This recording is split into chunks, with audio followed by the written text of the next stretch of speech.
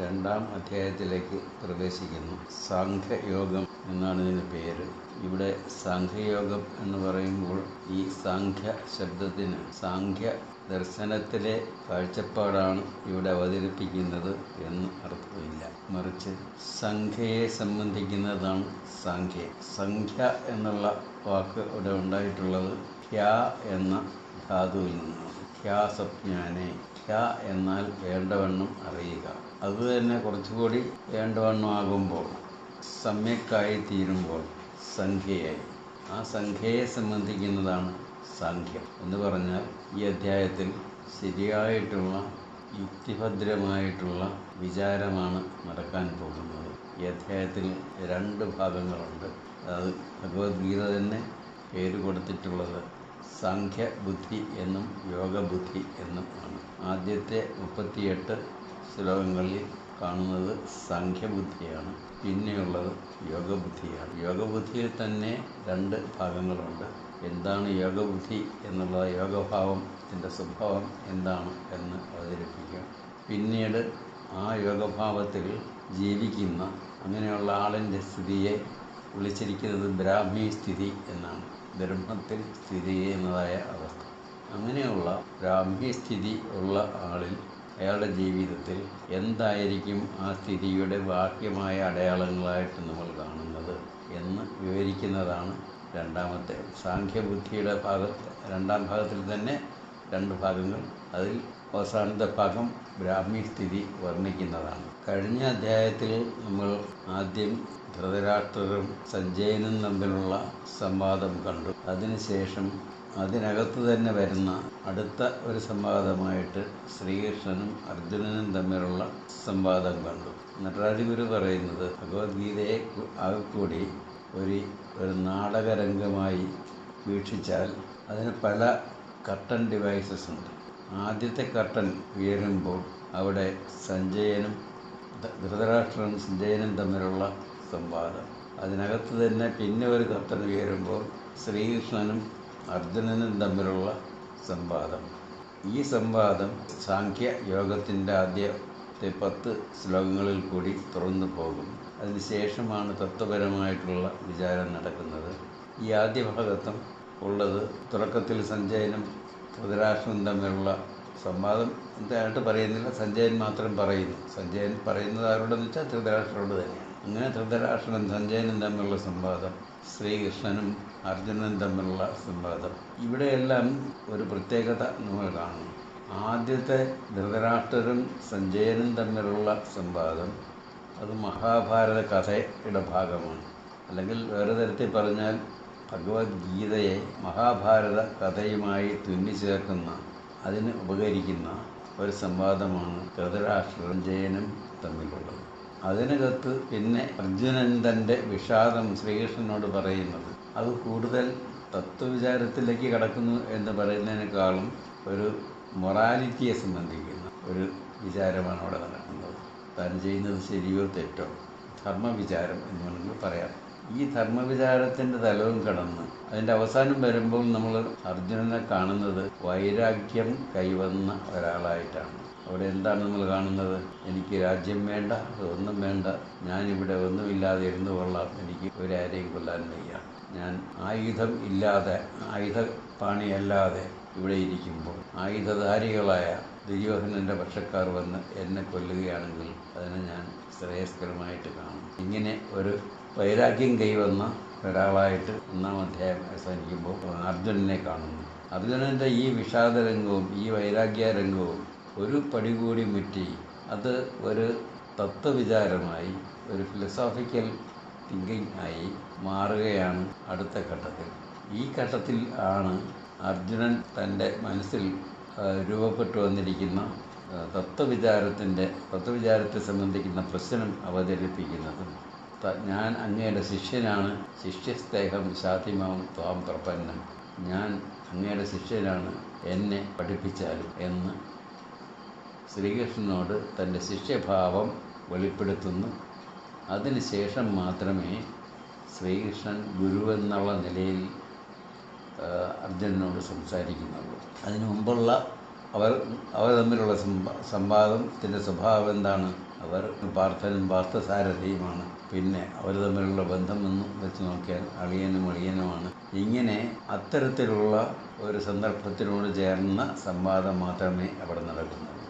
തത്വവിചാരപ്രധാനമായ സംവാദമൊന്നും അവിടെ നടക്കുന്നില്ല. പിന്നെ അർജുനൻ്റെ ഭാഗത്ത് നമ്മൾ കണ്ടതുമാതിരി ഒരു ധാർമ്മികമായിട്ടുള്ള പ്രശ്നം, ഒരു പ്രതിസന്ധി അർജുനൻ നേരിടുന്നു. അതിൻ്റെ ഫലമായിട്ടൊരു വൈരാഗ്യം അർജുനൻ്റെ ഉള്ളിൽ രൂപപ്പെടുന്നു. ഇതെല്ലാം നമ്മൾ അവിടെ കാണും. ഇനി നമ്മൾ കടന്നു പോകേണ്ടത് തത്വപരമായിട്ടുള്ള ഫിലോസോഫിക്കൽ പ്രോബ്ലം അർജുനൻ്റെ ഉള്ളിൽ രൂപപ്പെടുന്നു. അത് ശ്രീകൃഷ്ണൻ്റെ മുമ്പിൽ അവതരിപ്പിക്കുന്നു. ഈ രംഗമാണ് 10ാമത്തെ ശ്ലോകം വരെ, സാഖ്യ യോഗത്തിലെ 10ാമത്തെ ശ്ലോകം വരെ ഉള്ള ഭാഗങ്ങളിൽ നമ്മൾ കാണുന്നത് അതാണ്. 11ാമത്തെ ശ്ലോകം തൊട്ടാണ് ശ്രീകൃഷ്ണൻ്റെ ശരിയായ തത്വോപദേശം ആരംഭിക്കുന്നത്. പിന്നെ ശിഷ്യസ്തേഹം ശാതിമാൻ ത്വാം പ്രപന്നം, ഞാൻ അങ്ങയുടെ ശിഷ്യരാണ്, എന്നെ പഠിപ്പിച്ചാലും ശാസിച്ചാലും എന്ന് പറയുന്ന ആ സന്ദർഭം മുതൽ മാത്രമേ അവർ തമ്മിൽ ഗുരു ശിഷ്യന്മാർ എന്ന തരത്തിലുള്ള ബന്ധമുള്ളൂ. അപ്പോഴാണ് ശരിയായിട്ടുള്ള ഒരു ഗുരുവായിട്ട് മാറി ശ്രീകൃഷ്ണൻ. പിന്നെ ദീർഘമായ ഈ ഗീതോപദേശം തുടങ്ങുകയായി. സഞ്ജയ ഉവാച തം തഥാ കൃപയാവിഷ്ടം അശ്രുപൂർണാകുലക്ഷണം വിഷീദന്തമിദം വാക്യം ഉവാച മധുസൂദനഃ. തം തഥാ കൃപയാവിഷ്ടം, ഇങ്ങനെ കൃപ ഉള്ളിൽ ഉണ്ടായി. നേരത്തെ പറഞ്ഞു, പരയായ ഒരു കൃപ തന്നെ ആവശ്യിച്ചിരിക്കുന്നു എന്ന് അർജുനൻ നേരത്തെ പറയുകയുണ്ടായി. അങ്ങനെയുള്ള പരയായ കൃപ തന്നിൽ ആവേശിച്ചിട്ട് അശ്രുപൂർണാകുലക്ഷണം, ഇങ്ങനെ കണ്ണുനീർ നിറഞ്ഞ അവസ്ഥയിൽ വിഷീദന്തം ഇതം വാക്യം, അങ്ങനെ വിഷാദത്തോടു കൂടിയിരിക്കുന്ന ഈ അർജുനനോട് ഉവാച മധുസൂദന, ശ്രീകൃഷ്ണൻ അങ്ങനെയുള്ള അർജുനനോട് പറയുന്നു. ഇവിടെയും നമ്മൾ ഗുരുവായ ശ്രീകൃഷ്ണനെ അല്ല കാണുന്നത്, മറിച്ച് പാർത്ഥൻ്റെ സാരഥിയായിരിക്കുന്ന ശ്രീകൃഷ്ണനെയാണ് കാണുന്നത്. അതുകൊണ്ട് തന്നെ ഇവിടെ നമ്മൾ എന്ത് കാണുന്നു? തത്വോപദേശമല്ല കാണുന്നത്. അർജുനന് ഈ സമയത്ത് ഇങ്ങനെ വിഷാദമുണ്ടായിരിക്കുന്നു, വൈരാഗ്യമുണ്ടായിരിക്കുന്നു. ഇവിടെ ഇതെപ്പോഴാണ് ഉണ്ടായത്? യുദ്ധസന്ദർഭത്തിലാണ്. യുദ്ധം തുടങ്ങിക്കഴിഞ്ഞു, അമ്പുകൾ പറന്നു തുടങ്ങി. ആ സന്ദർഭത്തിലാണ്, അസമയത്താണ് ഇത്തരത്തിലുള്ള ഒരു ഇമോഷൻ അർജുനൻ്റെ ഭാഗത്തു നിന്ന് ഉണ്ടാകുന്നത്. അപ്പോൾ സ്വാഭാവികമായും അർജുനൻ്റെ സാരഥി എന്ന നിലയിൽ ശ്രീകൃഷ്ണൻ ചെയ്യേണ്ടത് ആ യുദ്ധത്തിലേക്ക് കൂടുതൽ ഉത്സാഹം ഉണ്ടാക്കിക്കൊടുക്കുന്ന വാക്കുകൾ പറയുകയാണ്. അത്തരത്തിലുള്ള വാക്കുകളാണ് നമ്മൾ ഇനി കേൾക്കുന്നത്. ഭഗവാനുവാച ഉദസ്ത്വാകസ്മലമിദം വിഷമേ സമുപസ്ഥിതം അനാര്യജുഷ്ടം അസ്വർഗ്യം അകീർത്തികരമർജുന. ഉദസ്ത്വാകസ്മലമിതം, ഇത് കശ്മലന്മാർക്ക് മാത്രം ചേർന്ന ഈ ഭാവം നിനക്കിത് എവിടെ നിന്ന് കിട്ടി? എങ്ങനെയുണ്ടായി? അതോ വിഷമേ സമുപസ്ഥിതം, ഒരു വിഷമഘട്ടത്തിൽ വന്ന് നിൽക്കുന്ന മഹാഭാരത യുദ്ധം തുടങ്ങിക്കഴിഞ്ഞു, ആ സമയത്ത് ഇങ്ങനെ ഒരു ഭാവം നിനക്ക് എങ്ങനെയുണ്ടായി? അനാര്യജുഷ്ടം അസ്വർഗ്യം, ഇത് അനാര്യന്മാർക്ക് സന്തോഷമുണ്ടാക്കുന്നതാണ്. ഇവിടെ അനാര്യന്മാർ എന്ന വാക്ക് പലതരത്തിൽ അർത്ഥം പറയാം. ആര്യൻ എന്ന് വെച്ചാൽ ശ്രേഷ്ഠൻ എന്നാണ് വാക്കിനർത്ഥം. അനാര്യൻ എന്ന് പറഞ്ഞാൽ ശ്രേഷ്ഠനല്ലാത്തവന്. അപ്പോൾ അനാര്യജുഷ്ടം, ശ്രേഷ്ഠൻ അല്ലാത്ത ആളിന് സന്തോഷം ഉണ്ടാക്കി കൊടുക്കും. പിന്നെ മറ്റൊരർത്ഥം പറയാവുന്നത് കുറച്ചുകൂടെ ചരിത്രപരമായിട്ടുള്ളതാണ്. അത് ആ അർത്ഥം സ്വീകരിക്കാനാണ് നടരാജഗുരു ഇഷ്ടപ്പെട്ടിരിക്കുന്നത്. ആര്യനല്ലാത്ത ആര്യവർഗം ഇന്ത്യയിൽ അവരുടെ അധിനിവേശം ഉണ്ടായി. അന്ന് ഇവിടെ പൂർവികരായിട്ടുണ്ടായിരുന്ന ആളുകൾ അനാര്യന്മാരാണ്. അങ്ങനെയുള്ള അനാര്യന്മാർക്ക് മാത്രം സന്തോഷം ഉണ്ടാക്കി കൊടുക്കുന്നത് എന്ന് പറഞ്ഞാൽ ആര്യന്മാർക്ക് സന്തോഷം ഉണ്ടാക്കി കൊടുക്കുന്നതല്ല. ആര്യന്മാർ അവരുടെ ഏറ്റവും വലിയ ലക്ഷ്യം എന്താണ്? സ്വർഗപ്രാപ്തിയാണ്. ഇവിടെ ഈ യുദ്ധം ജയിച്ചാൽ അർജുനന് സ്വാഭാവികമായി രാജ്യം ലഭിക്കും. അഥവാ ജയിച്ചില്ല എന്നുണ്ടെങ്കിൽ ഇടയാവുകയാണെങ്കിലോ വീരസ്വർഗം പ്രാപിക്കുകയും ചെയ്യാം.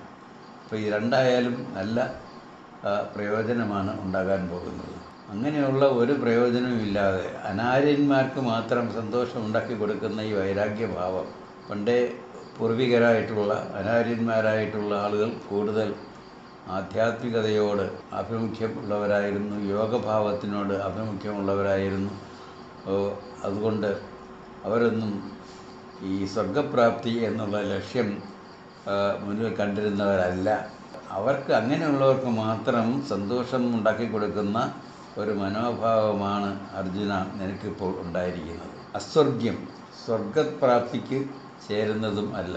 സാധാരണഗതിയിൽ മഹാഭാരത കഥ നമ്മൾ വായിച്ചു പോകുമ്പോൾ തന്നെ അവിടെ ഏറ്റവും വലിയ ലക്ഷ്യമായി പൊതുവെ കാണുന്നത് സ്വർഗപ്രാപ്തി തന്നെയാണ്. ഇതോ അങ്ങനെ ഒരു സ്വർഗപ്രാപ്തിക്ക് ഉതകുന്നതല്ല ഇമാതിരി ഒരു മനോഭാവം. അകീർത്തികരം അർജുന, മാത്രമല്ല നിനക്ക് കീർത്തിയല്ല ഉണ്ടാക്കുന്നത്, അകീർത്തിയായിരിക്കും ഉണ്ടാക്കുന്നത്. രാജാക്കന്മാർക്ക് ഏറ്റവും മുഖ്യമായിട്ടുള്ള ഒരു മൂല്യമാണ് അവർക്ക് കീർത്തി ഉണ്ടായിരിക്കുക എന്നുള്ളത്. അതും അപ്പോൾ ലോകസാധാരണമായിട്ടുള്ള മൂല്യം വെച്ച് നോക്കിയാൽ നിനക്ക് അകീർത്തിയെ ഉണ്ടാക്കിത്തരും. വൈദികമായ ആര്യന്മാർക്ക് ചേർന്നതായ അന്തിമ ലക്ഷ്യം എന്താണ്? സ്വർഗപ്രാപ്തിയാണ്. അപ്പോൾ അതും കിട്ടുകയില്ല. ഇപ്പോൾ രണ്ട് വശത്തും ലോകസാധാരണമായ മൂല്യം എടുത്താൽ അവിടെ അകീർത്തിയാണ് ഉണ്ടാകാൻ. ആധ്യാത്മികമായ തലത്തിൽ നോക്കിയാൽ, വൈദികമായ ആ തലത്തിൽ നിൽക്കുന്ന ആധ്യാത്മികത വെച്ച് നോക്കിയാൽ സ്വർഗപ്രാപ്തിക്ക് അത് ഉപകരിക്കുകയില്ല. അപ്പോൾ രണ്ട് വശത്ത് നിന്ന് നോക്കിയാലും ഇത് ഒരു ദോഷകരമായിട്ടുള്ള ഫലമാണ് ഉണ്ടാക്കി തീർക്കാൻ പോകുന്നത്. ഒരു നെഗറ്റീവ് റിസൾട്ടാണ് ഉണ്ടാക്കി തീർക്കാൻ പോകുന്നത്. ക്ലൈബ്യം മാസ്മഗമപ്പാർത്ഥ നൈതത്വയുപപദ്യതേ ക്ഷുദ്രം ഹൃദയ ദൗർബല്യം തെക്തോത്തിഷ്ഠ പരന്തപ. ക്ലൈബ്യം എന്ന് പറഞ്ഞാൽ ആണും പെണ്ണും കെട്ട അവസ്ഥ. ക്ലീബത ഈ ഇതുണ്ടല്ലോ, ഇപ്പോൾ അവരെ ക്ലീബന്മാരെന്ന് വിളിക്കുന്നത്. ആണും പെണ്ണും അല്ലാത്ത ഒരു വർഗം ആളുകളുണ്ടല്ലോ, അവരെ ക്ലീബന്മാർ എന്ന് വിളിക്കും. അവരുടെ അവസ്ഥയാണ് ക്ലൈബ്യം. ക്ലൈബ്യം ആത്മഗമപ്പാർത്ഥ. ഇങ്ങനെ ഒരവസ്ഥയിൽ, ക്ലൈബ്യതയുള്ള അവസ്ഥയിൽ നീ ചെന്ന് പെടരുത്. ക്ലൈബ്യം ആത്മഗമപ്പാർത്ഥ അല്ലെ വാർത്ത, നീ അങ്ങനെ ഒരവസ്ഥയിൽ ചെന്ന് പെടരുത്. നൈതത്വയുപപദ്യത, ഇത് നിനക്കൊട്ടും യോജിച്ചതല്ല. ക്ഷുദ്രം ഹൃദയ ദൗർബല്യം രക്തോ ഉത്തിഷ്ഠപരന്തപ. അതുകൊണ്ട് എന്ത് വേണം? ഈ ഹൃദയ ദൗർബല്യം, യുദ്ധരംഗത്ത് വന്നിരിക്കുന്ന ആളിന് ഇത്തരമൊരു മനോഭാവം ഉണ്ടാകുന്നത് അയാളുടെ ഹൃദയത്തിൻ്റെ ദുർബലതയാണെന്നേ പറയാൻ പറ്റൂ. അത് ഉപേക്ഷിച്ചിട്ട് രക്തോ ഉത്തിഷ്ഠപരന്തപ, ആ മനോഭാവമെല്ലാം കളഞ്ഞിട്ട് നീ ഉണർന്ന് എണീക്കുക എന്ന് അർജുനൻ ഉത്സാഹം കൊടുക്കുന്നു. അപ്പോഴാണ് അർജുനൻ താൻ നേരിടുന്ന മോറൽ ഇഷ്യൂസ് എന്തൊക്കെയാണ് എന്ന് പറയുന്നത്. അർജുന ഉവാച കഥം ഭീഷ്മമഹം സംഘേ ദ്രോണഞ്ച മധുസൂദന ഇഷുഭി പ്രതിയോത്സ്യാമി പൂജാർഹ പരിസൂദന. കഥം ഭീഷ്മം അഹം സംഘേ. സംഘ്യം എന്ന് പറഞ്ഞാൽ യുദ്ധം എന്നുള്ള അർത്ഥമുണ്ട്. ഈ യുദ്ധരംഗത്ത് ഭീഷ്മരെ ഞാൻ എങ്ങനെ, അതുപോലെ ദ്രോണരെയും. ഭീഷ്മാചാര്യരാരാണ്? കൗരവപക്ഷത്തിൻ്റെയും പാണ്ഡവപക്ഷത്തിൻ്റെയും എല്ലാം ആദിപിതാവ് എന്ന് പറയാവുന്ന ഭീഷ്മ പിതാമഹനാണ്. അവർക്കെല്ലാവർക്കും പിതാമഹനായിട്ടുള്ള ഒരാളാണ്. അങ്ങനെയുള്ള ആളെ ഞാൻ എങ്ങനെ ഈ അമ്പെയ്ത് കൊല്ലും? അതുപോലെ ദ്രോണർ ആരാണ്? അമ്പെയ്യുന്ന വിദ്യ ഇവരെല്ലാം പഠിപ്പിച്ച ആചാര്യനാണ്. അപ്പോൾ അങ്ങനെ ശസ്ത്രവിദ്യ പഠിപ്പിച്ച ആചാര്യനെ തന്നെ അതേ ശസ്ത്രം കൊണ്ട് തന്നെ ഞാൻ എങ്ങനെ കൊല്ലും? ഇഷുഭി പ്രതിയോത്സ്യാമി. ഈ അസ്ത്രങ്ങൾ കൊണ്ട് ഞാൻ അവരെ എങ്ങനെ നേരിടും? പൂജാർഹ പരിസൂദന. അവരെല്ലാവരും പൂജാർഹന്മാരാണല്ലോ, പൂജിക്കപ്പെടേണ്ടവരാണല്ലോ. അവരുടെ നേരെ ഈ അതേ ആയുധങ്ങൾ തന്നെ പ്രയോഗിക്കും. ഗുരൂനഹത്വാഹി മഹാനുഭാവാൻ ശ്രേയോ ഭോക്തും ഭക്ഷ്യമപീകലോകേ അത്വാർത്ഥകാമാംസ്തു ഗുരൂനിഹൈവ പുഞ്ജീയ ഭോഗാൻ രുതിരപ്രതിക്താൻ. ഗുരൂൻ അഹത്വാഹി മഹാനുഭാവാൻ. ഈ മഹാനുഭാവന്മാരായിട്ടുള്ള ഗുരുക്കന്മാരെ കൊല്ലുന്നതിന് പകരം ശ്രേയോ ഭോക്തും ഭക്ഷ്യമപീകലോകെ, ഈ ലോകത്തിൽ ഭിക്ഷയെടുത്ത് കഴിയുന്നതാണ് ശ്രേയസ്കരമായിട്ടുള്ളത്. ഗുരുക്കന്മാരെ കൊല്ലുന്നതിനേക്കാളും നല്ലത് ഇതാണ്. ഹത്വാ അർത്ഥകാമാംസ്തു ഗുരൂനിഹൈവ ഇതേ ഗുരുക്കന്മാർ, പറഞ്ഞ ഗുരുക്കന്മാർ തന്നെ ഈ ഭീഷ്മരും ദ്രോണരും ഒക്കെ ഇവരുടെ എല്ലാം ആചാര്യനാണ്, ഗുരുവാണ്, പിതാമഹനാണ്. അവരിപ്പോൾ ഏത് പക്ഷത്താണ് നിൽക്കുന്നത്? കൗരവ പക്ഷത്താണ് നിൽക്കുന്നത്. ദ്രോണരും ഭീഷ്മരും ഒക്കെ കൗരവ പക്ഷത്താണ് നിൽക്കുന്നത്. എന്തുകൊണ്ട് അവരവിടെ നിൽക്കാനിടയായി? അവർക്ക് അറിയാം ധർമ്മം ഏതു വശത്താണുള്ളത്, അധർമ്മം ഏതു വശത്താണുള്ളത് എന്ന് അവർക്ക് നന്നായിട്ടറിയാം. എന്നിട്ടും അവർ കൗരവപക്ഷത്ത് തന്നെ നിൽക്കാൻ ഇടയായത് എന്തുകൊണ്ട് എന്ന് ഒരു സൂചന അർജുനൻ ഇവിടെ നൽകുന്നു.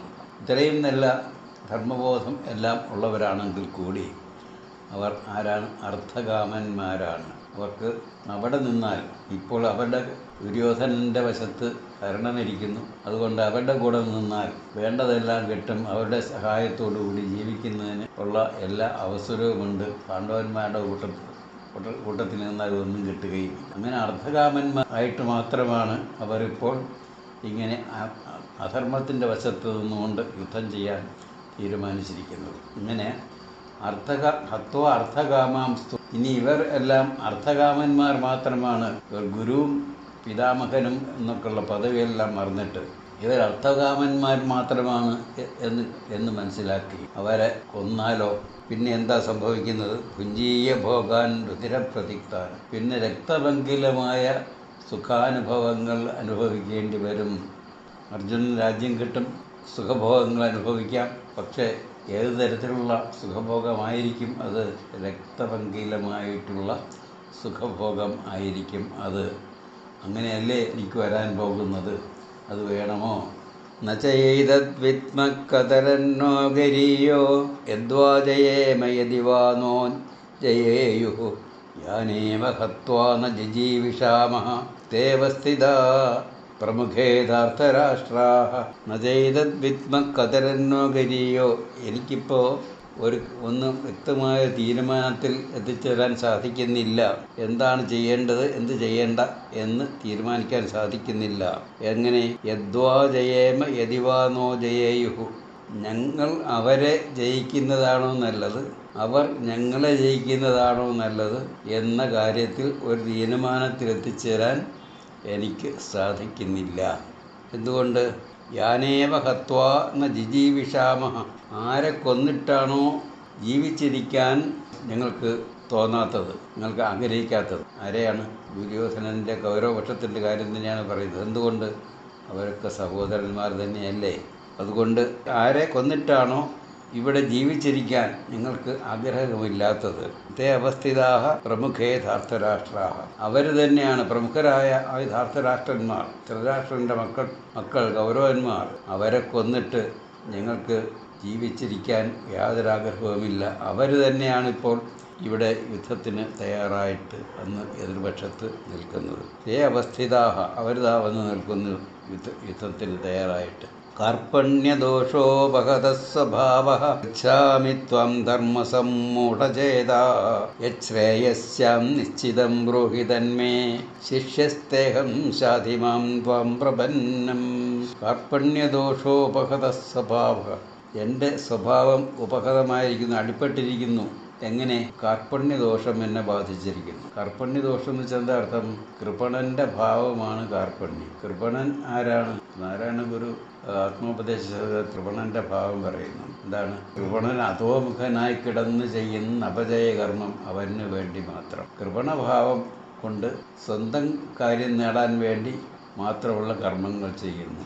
ഇവിടെയും സ്വന്തം നേട്ടത്തിന് വേണ്ടി ആ യുദ്ധം ചെയ്യാൻ ഞാൻ തന്നെ തയ്യാറായി വന്ന് നിൽക്കുന്നു. അപ്പോൾ ഇതൊരു കൃപണൻ്റെ ഭാവമാണ്.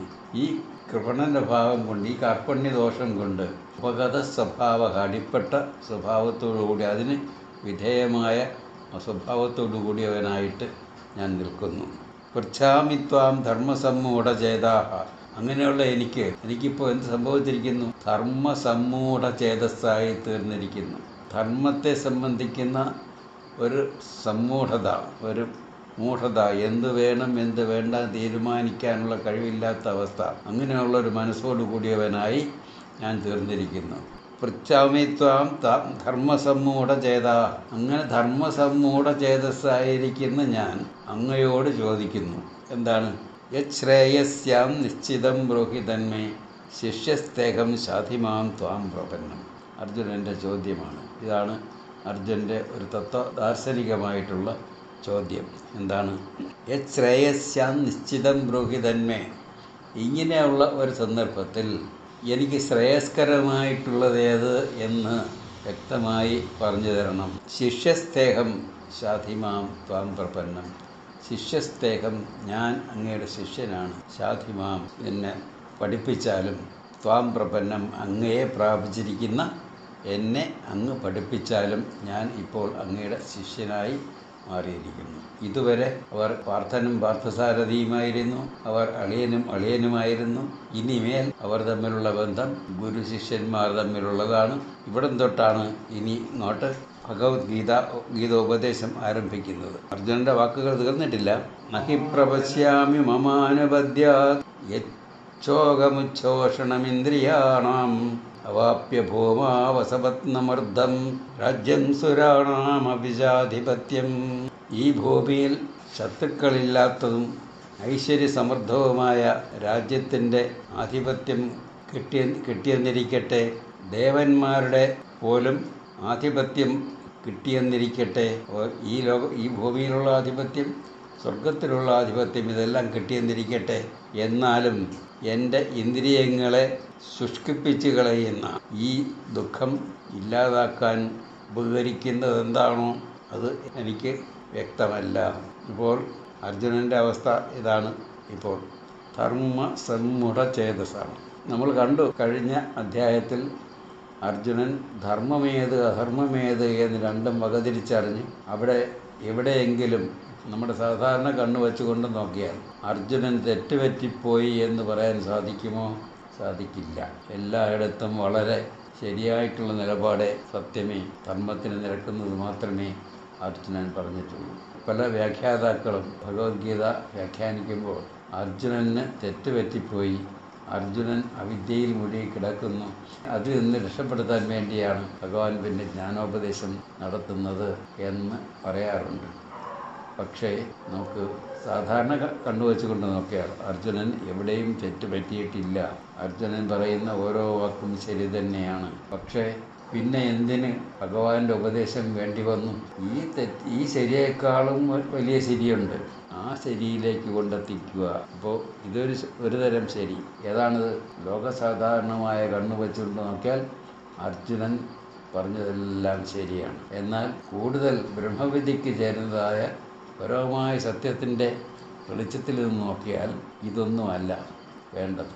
പിന്നെയോ മറ്റൊരു തരത്തിൽ പറഞ്ഞാൽ ധർമ്മമേത് അധർമ്മമേത്, ഇവിടെ പറഞ്ഞല്ലോ, ധർമ്മസമ്മൂഢ ചേതസ്സായിട്ട് വന്ന് നിൽക്കുന്നു. ധർമ്മമേത് അധർമ്മമേതെന്ന് തീരുമാനിക്കാൻ കഴിവില്ലാത്ത മനോഭാവത്തോടുകൂടി അർജുനൻ നിൽക്കുന്നു. ഇവിടെ നിന്നും ഭഗവാനും എന്താണ് ചെയ്യാൻ പോകുന്നത്? ഇനി ഇന്നത് ധർമ്മമാണ്, ഇന്നത് അധർമ്മമാണ് എന്ന് വകതിരിച്ച് കാണിച്ചു കൊടുക്കുകയും അധർമ്മത്തിൽ നിന്നും പിന്തിരിപ്പിക്കുകയും ധർമ്മത്തിൻ്റെ മാർഗത്തിൽ ചരിക്കാൻ പ്രേരിപ്പിക്കുകയുമാണോ ഭഗവാൻ ശ്രീകൃഷ്ണൻ ഭഗവത്ഗീതയിൽ ചെയ്യുന്നത് എന്ന് ചോദിച്ചാൽ അല്ല. പിന്നെയോ ധർമ്മത്തിനും അധർമ്മത്തിനും അതീതമായ ബ്രഹ്മവിദ്യയുടെ രഹസ്യമാണ് ഉപദേശിച്ചു കൊടുക്കുന്നത്. അപ്പോൾ ബ്രഹ്മവിദ്യയുടെ സന്ദർഭത്തിൽ ധർമ്മത്തിനും സ്ഥാനമില്ല, അധർമ്മത്തിനും സ്ഥാനമില്ല, നന്മയ്ക്കും സ്ഥാനമില്ല, തിന്മയ്ക്കും സ്ഥാനമില്ല. നന്മതിന്മകൾക്ക് അതീതമായി, ധർമ്മ അധർമ്മങ്ങൾക്ക് അതീതമായ ഒരു നിലപാട്, അങ്ങനെയുള്ളൊരു അറിവിൻ്റെ തലത്തിലേക്ക് അർജുനനെ നയിച്ചു കൊണ്ടുപോവുകയാണ് ഭഗവാൻ ശ്രീകൃഷ്ണൻ ചെയ്യുന്നത്. ഇവിടെ ഭഗവാൻ ശ്രീകൃഷ്ണൻ ഇനി ഒരു ഗുരുവായിട്ടാണ് വന്ന് നിൽക്കുന്നത്. ഗുരു എന്ന് പറഞ്ഞാൽ ആരാണ്? പരമമായ സത്യത്തിൻ്റെ മൂർത്തരൂപം തന്നെയാണ്. നമ്മൾ ഇവിടെ പഠിക്കാറില്ലേ, ഗുരുരേവ പരം ബ്രഹ്മ തസ്മൈ ശ്രീ ഗുരവേ നമഃ. ഗുരു പരമമായ ബ്രഹ്മസത്യം തന്നെയാണ്. അങ്ങനെയുള്ള ഗുരുവിന് നമസ്കാരം. അപ്പോൾ ഇവിടെ ഭഗവാൻ ഇനി തൊട്ട് അങ്ങോട്ട് ഞാൻ എന്ന് പറഞ്ഞാൽ ശ്രീകൃഷ്ണനായ ഞാൻ എന്നല്ല അർത്ഥം, ബ്രഹ്മസത്യമായ ഞാൻ എന്ന് തന്നെ മനസ്സിലാക്കണം. എങ്കിൽ മാത്രമേ ഈ ഗീതോപദേശത്തിന് എന്തെങ്കിലും അർത്ഥമുണ്ടാവും. സഞ്ജയ ഉവാച ഏവമുക്ത്വാ ഹൃഷീകേശം ഗുഡാകേശപരന്തപഃ നയോച്ഛൈതി ഗോവിന്ദം ത്വാ തൂഷ്ണീം ബഭൂവഃ. ഏവമുക്ത്വാ ശ്രീകേശം, ശ്രീകൃഷ്ണനോട് ഇങ്ങനെ പറഞ്ഞിട്ട്, ഗുഡാകേശ പരന്തപഃ, അർജുനനോട് വിശേഷിപ്പിച്ചിരിക്കുന്ന പരന്തപകൻ എന്നാണ്. പരന്തപൻ എന്ന് വെച്ചാൽ വാക്കിൻ്റെ അർത്ഥം ശത്രുപക്ഷത്തിലുള്ളവരെ എല്ലാം തപിപ്പിക്കുവാൻ, തോൽപ്പിക്കുവാൻ, അവർക്കെല്ലാം സങ്കടം ഉണ്ടാക്കി കൊടുക്കുവാൻ കഴിവുള്ളവൻ, നല്ല വില്ലാളി വീരൻ എന്നർത്ഥം. അങ്ങനെയുള്ള പരന്തപനായിട്ടുള്ള അർജുനൻ ഇവിടെ എങ്ങനെയിരിക്കുന്നു? നയോത്സ്യ ഇതി ഗോവിന്ദം, ശ്രീകൃഷ്ണനോട് നയോത്സ്യേ ഞാൻ യുദ്ധം ചെയ്യുന്നില്ല. ത്വാ തൂഷ്ണീം ബഭൂവഃ, ഇങ്ങനെ പറഞ്ഞിട്ട് തൂഷ്ണീം ബഭൂവഃ, മിണ്ടാതെ പടയിരുന്നു. ഇനിയാണ് ശ്രീകൃഷ്ണന്റെ ജ്ഞാനോപദേശം ആരംഭിക്കുന്നത്. തമുവാച ഹൃഷീകേശഃ പ്രഹസന്നിവ ഭാരത, സേനയോരുഭയോർമധ്യേ വിഷീദന്തമിദം വചഃ. തമുവാച ഋഷീകേശ, ശ്രീകൃഷ്ണൻ അവനോട് പറഞ്ഞു. ആരോട്? അർജുനനോട് പറഞ്ഞു. എന്ത് പറഞ്ഞു? ഇങ്ങനെ പ്രഹസന്നിവ ഭാരത, ഒരു പുഞ്ചിരിയോടുകൂടിയാണ് പറയുന്നത്. ഇവിടെ അർജുനൻ്റെ ഭാഗത്തോ ഒരു വിഷാദം വന്ന് നിറഞ്ഞിരിക്കുന്നു. ആ വിഷാദത്തോടുകൂടി ഞാൻ യുദ്ധം ചെയ്യുന്നില്ല എന്ന് പറഞ്ഞുകൊണ്ട് ഒന്നും മിണ്ടാതെ അവിടെ ഇരുന്ന് കളഞ്ഞ അർജുനനോട് ഭഗവാൻ എന്താണ് ചെയ്യുന്നത്? ആദ്യം തന്നെ ഒരു പുഞ്ചിരി ആണ് കാണിക്കുന്നത്. പ്രഹസൻ ഇവ, ചിരിച്ചുകൊണ്ട് എന്ന പോലെ. എന്തുകൊണ്ട് ഇങ്ങനെ ചിരിക്കുന്നതോടെ ഇമാതിരിയുള്ള ലോകസാധാരണമായ മൂല്യങ്ങളുടെ ലോകത്ത് നിന്നുകൊണ്ട് നോക്കുമ്പോൾ ഇതെല്ലാം വലിയ പ്രശ്നങ്ങളാണ്. എന്നാൽ ഇതിനപ്പുറത്തുള്ള പരമമായ സത്യത്തിൻ്റെ കാഴ്ചപ്പാടിൽ നിന്നും നോക്കുമ്പോൾ ഇതൊന്നും ഒരു പ്രശ്നവുമല്ല എന്ന് വ്യക്തമായിട്ടറിയാവുന്ന നല്ല നിശ്ചയമുള്ള ഭഗവാന്റെ മുഖത്ത് എന്ത് കാണുന്നു? ഒരു പുഞ്ചിരിയാണ് അവിടെ കാണുന്നത്. എന്നിട്ടോ സേനയോരുഭയോർമധ്യേ വിഷീദന്തമിദം വചഃ, രണ്ട് സേനകളുടെയും നടുവിൽ നിൽക്കുന്ന. ഇവിടെ രണ്ട് സേനകൾ എന്ന് പറയുന്ന വാക്കിന് തന്നെ ഒരു പ്രത്യേക അർത്ഥം നമ്മൾ കാണണം. വിപരീത വശങ്ങൾക്കൊന്നും സ്ഥാനമില്ലാത്ത അങ്ങനെ വിപരീത വശങ്ങൾക്കെല്ലാം നടുവിൽ നിഷ്പക്ഷമായിട്ടുള്ള തലത്തിൽ നിൽക്കുന്ന പരമമായ സത്യത്തിൻ്റെ മൂർത്തരൂപം എന്നുള്ള നിലയിൽ വിഷീദം സേനയോരുഭയോർമധ്യേ, രണ്ട് സേനകളുടെയും നടുവിൽ വിഷീദം തം ഇതം വചഃ, അങ്ങനെ വിഷാദിച്ചിരിക്കുന്നവനോട് ഈ വാക്കുകൾ പറഞ്ഞു. ഓം പൂർണ്ണമദഃ പൂർണ്ണമിദം പൂർണ്ണാത് പൂർണ്ണമുദച്യതേ പൂർണ്ണസ്യ പൂർണ്ണമാദായ പൂർണ്ണമേവാവശിഷ്യതേ. ഓം ശാന്തി ശാന്തി ശാന്തി.